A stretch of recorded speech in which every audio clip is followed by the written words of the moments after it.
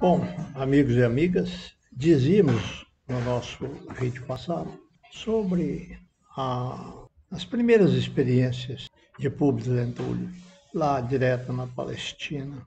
E agora nós vamos continuar a falar desses primeiros dias, de Públio e família, ali na Galileia. Ao tempo do Cristo, a Galileia era um vasto celeiro que abastecia quase toda a Palestina. Nessa época, o formoso lago de Genezaré não apresentava nível tão baixo como na atualidade. Todo o terreno circunvizinho era de regadio, em vista das fontes numerosas, dos canais e do serviço das noras que elevavam as águas, dando origem a uma vegetação luxuriante que enfeitava de frutos e enchia de perfumes aquelas paisagens paradisíacas. O trigo, a cevada, as abóboras, as lentilhas, os figos e as uvas eram elementos de semeadura e colheita durante todo o ano, dando à vida satisfação e abundância. Nas eminências da terra, misturando-se aos extensos vinhedos e olivais, elevavam-se as palmeiras, as tamareiras preciosas, cujos frutos eram os mais ricos da Palestina, de toda a Palestina. Em Carfanaum, além dessas riquezas, prosperava a indústria da pesca, dada a abundância do peixe no então chamado Mar da Galileia, o que resumia uma vida simples e tranquila. Dentre todos os outros povos dos centros galileus, o de Carfanaum se distinguia por sua beleza espiritual, despretensiosa e singela.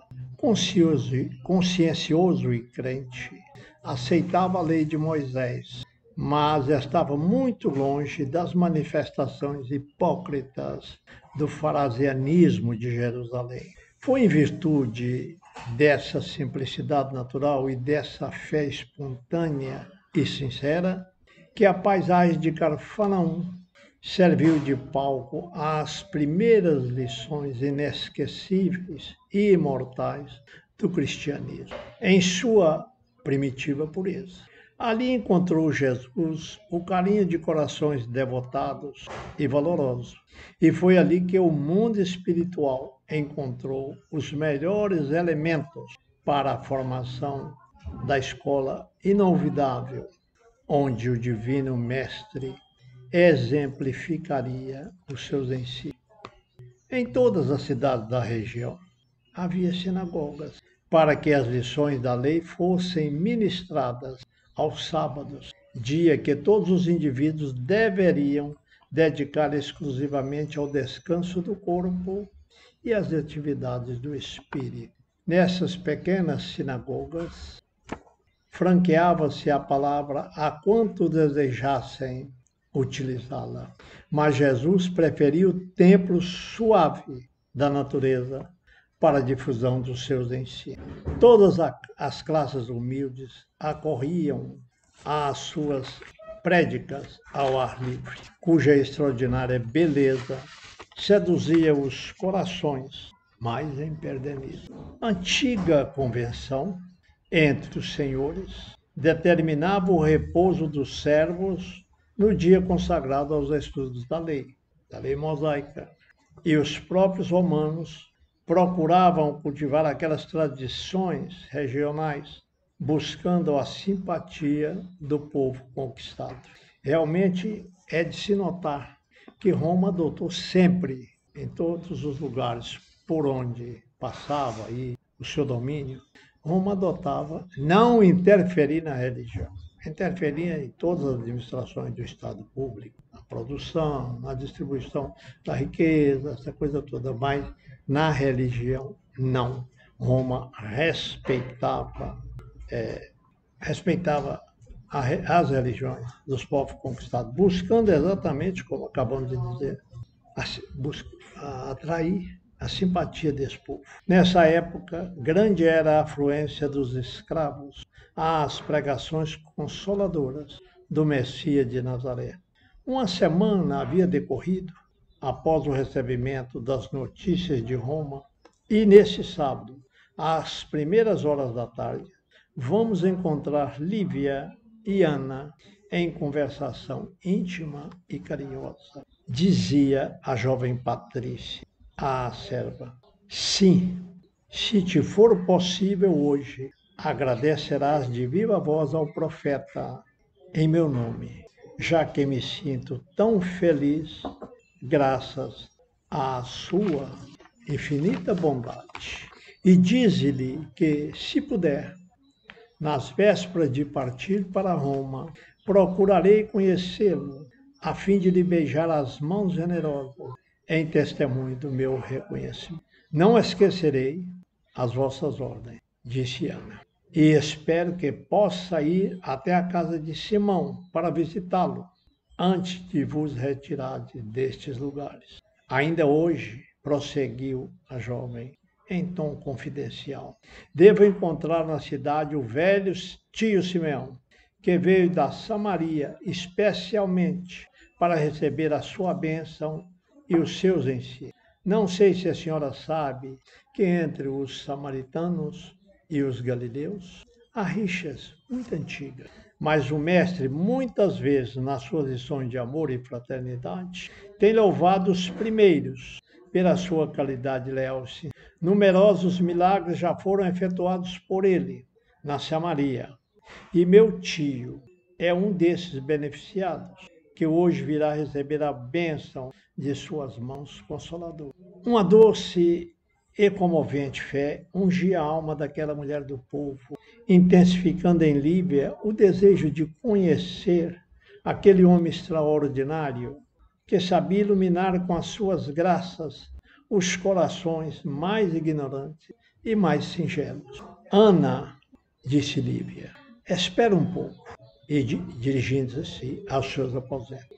E voltando com a fisionomia radiante e satisfeita por começar ali mesmo a sua fraternização cristã, deu à empregada algumas moedas, exclamando com a maior alegria: leva este dinheiro ao seu tio Simeão, em meu nome.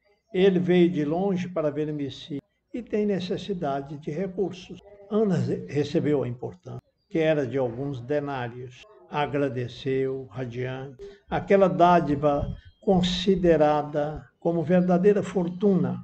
E daí a minutos, com Semele e outras companheiras. Semele era aquela empregada judia que foi indicada lá para a casa de Públio. Semele e outras companheiras dirigiu-se pela estrada de Cafarnaum, em demanda do lago, onde aguardariam o cair da tarde, quando a barca de Simão Barjona trouxesse o Messias para as pregações costumeiras. Na cidade, seu primeiro cuidado foi correr a uma choupana pobre e antiga, onde o velho Simeão a estreitou carinhosamente nos braços, chorando de alegria. Grande júbilo alvoroçou em seguida aqueles corações desprotegidos da sorte, em face da generosa oferta de Lívia, a qual significava para eles um pequeno tesouro. Deixando as companheiras no local de costume, em virtude daquela circunstância, Ana não pôde reparar que, logo após a sua ausência, Semele se retirou apressadamente em demanda de sua casa, de uma casa oculta entre as oliveiras numerosas, ao fim de uma viela quase completamente abandonada. Algumas pancadas na porta e uma senhora de boa aparência veio atendê-la, solícita. Chegou o nosso amigo? Perguntou a empregada, fingindo despreocupação. Sim, o senhor André aqui está desde ontem à sua espera. Faça o favor de esperar um pouco. Daí a minutos, uma personagem de nosso conhecimento vinha ter com Semele num dos ângulos da sala, abraçando-a com efusão, como se fosse pessoa de sua profunda estima. Era André de Gioras, que vinha a Cafarnaum para o golpe de represália, favorecido por uma aliada que a sua sede de vindita conseguira colocar em Jerusalém, na casa de Públio Lentulio, através de uma sagacidade cruel. Depois de longa palestra, em voz muito baixa, ouçamos a serva do senador, que lhe fala nestes termos. Não há dúvida, já consegui captar toda a confiança dos patrões e a simpatia do pequeno. Pode, pois, ficar tranquilo, porque o momento é oportuno, visto que o senador pretende voltar para Roma em breves dias. Infames, infames, exclamou André, cheio de cólera. Já pensa então no regresso? Muito bem.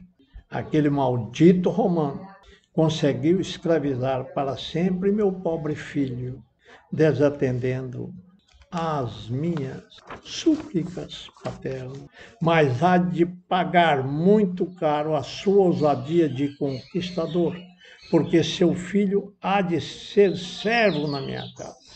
Um dia hei de mostrar a minha desforra, provando-lhe que também sou um homem. Estas palavras ele as disse entre dentes, em voz soturna, de olhos parados e brilhantes, como se apostrofasse seres invisíveis. Então, tudo pronto?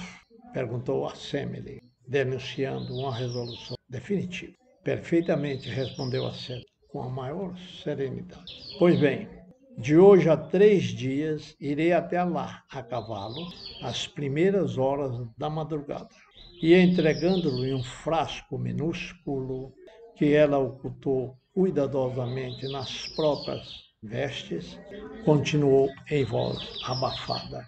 Bastam 20 gotas para que a criança adormeça e não desperte senão ao fim de 12 horas.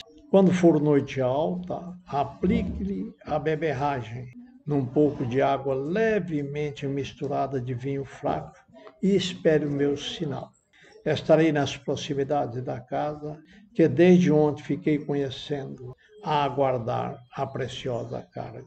Abrigará você a criança adormecida, de tal maneira que o volume não denuncie o conteúdo visto a alguma distância. E, como em assuntos desta natureza, há de contar com a possibilidade de testemunho de olhos estranhos, irei trajado à romana, esperando que você consiga vestir uma das túnicas da patroa, de modo a evitarmos que a culpa desse rapto venha a recair sobre alguém de nossa raça, caso surja alguma testemunha inoportuna e imprevista. Dado o sinal da minha presença na estrada que margina o pomar, você virá ter comigo, entregando-me o precioso fardo.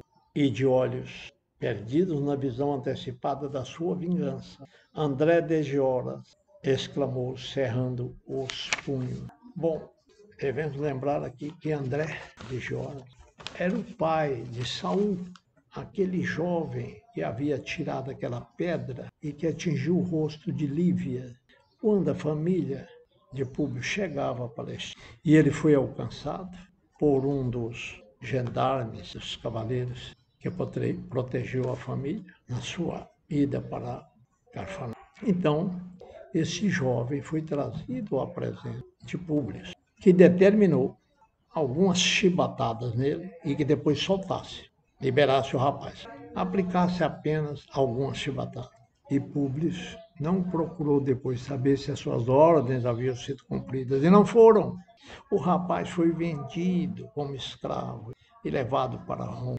O pai procurou Públio, pedindo a ele perdão em nome do filho, antes do rapaz ser mandado para Roma. Públio, então, falou algumas verdades lá para o pai a respeito do ato do filho e mandou buscar o rapaz na prisão e entregar para o pai. Chegando lá, o guarda da prisão veio com a notícia. O rapaz tinha fugido da prisão. E não era verdade. Tinha sido vendido como escravo. André Dregione, que desconhecia estes pormenores, jamais perdoou. E nós estamos vendo que agora ele, André Dregione, estava aí planejando o rapto de uma criança, que era nada mais, nada menos do que o filhinho de... Então, meus amigos, nós iremos continuar no nosso próximo vídeo, dissecar essa história, que terá graves consequências para os seus personagens, como todos. Muito obrigado e um bom dia.